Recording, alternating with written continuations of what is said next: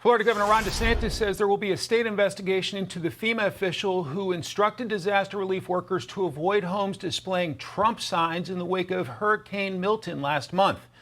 FEMA Administrator Deanne Criswell released a statement reading in part, "We take our mission to help everyone before, during, and after disasters seriously. This employee has been terminated, and we have referred to the matter to the Office of Special Counsel. I will continue to do everything I can to make sure this never happens again." There are calls in both the Senate and House for investigations into FEMA. House Oversight Chair James Comer is calling Administrator Criswell to testify before his committee. And in a letter to the DHS Inspector General, Senator Hawley writes, quote, "Screenshots of FEMA's aid logs show that workers did in fact skip an estimated 20 homes in their canvassing routes, explicitly stating the only reason as Trump sign, no entry per leadership. This is wholly unacceptable." For more on this, let's bring in South Carolina Republican Congresswoman and member of the House Oversight Committee, Nancy Mace. Congresswoman, welcome. Thank you for having me today. So what are your expectations? You are on the Oversight Committee. What are your expectations when the FEMA administrator comes to testify before your panel? Well, FEMA was very quick to say this was an isolated incident, but I'm quite a bit skeptical of that. I want to know how they can affirm that it was isolated and didn't happen anywhere else. I've heard from people throughout the Southeast who applied for that $750 FEMA relief check and were denied within an hour of applying for it. And so I have many questions for FEMA and how we literally clean up this mess. It appears you're on track to have a majority in the House to go with a majority in the Senate and also a Republican in the White House. So what are your expectations for what can get done over the next 2 years? First thing I want to say is I have such great pride in my fellow countrymen. This was an absolute mandate to cut taxes, to deport those who are here illegally, and to protect women.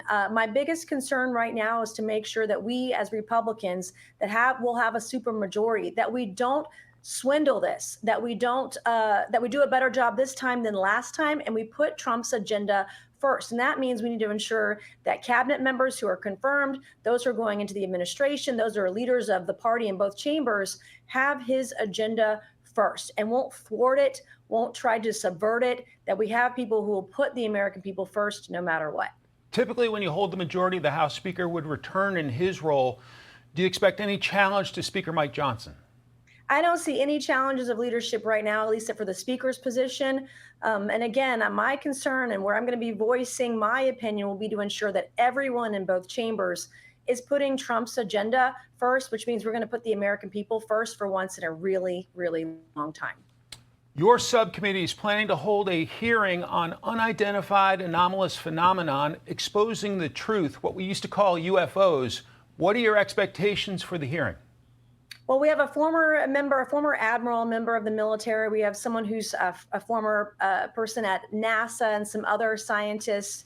I'm very much looking forward to trying to get to the bottom of this. And in fact, as soon as I get off air, Mike, I'm going to be talking to a whistleblower to try to pinpoint what questions we want to get, what information we want to get out of this. I think it's really important that we have scientists and experts and people who've seen some of these unknown phenomena and can tell us what's really going on and how much the government is spending on it.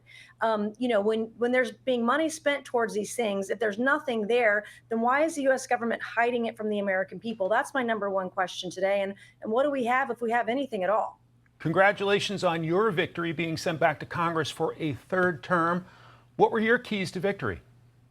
Well, I talked about inflation and spending, which is the fault of both parties. Obviously, illegal immigration and women's issues were center mind for a very purple district. And one of the things we did, Mike, last week is we kicked out a sanctuary sheriff who was letting illegals back out onto the street, including pedophiles and those committing sex crimes. And so illegal immigration was absolutely on the ballot, like women's issues. And we work really hard to pull out a win. And I'm deeply humbled to serve South Carolina. Congresswoman Nancy Mace of the great state of South Carolina. Look forward to seeing you back here on Capitol Hill soon. Have a wonderful day.